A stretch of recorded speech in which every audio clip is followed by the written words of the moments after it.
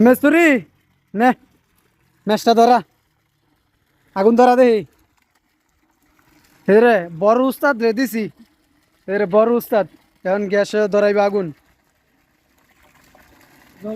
এই যে রে বড় উস্তাদ রে দিছি পানিও বার হইতেছে আগুনও বার হইতেছে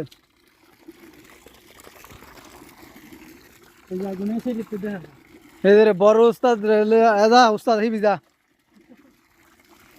ভিডিও করে ও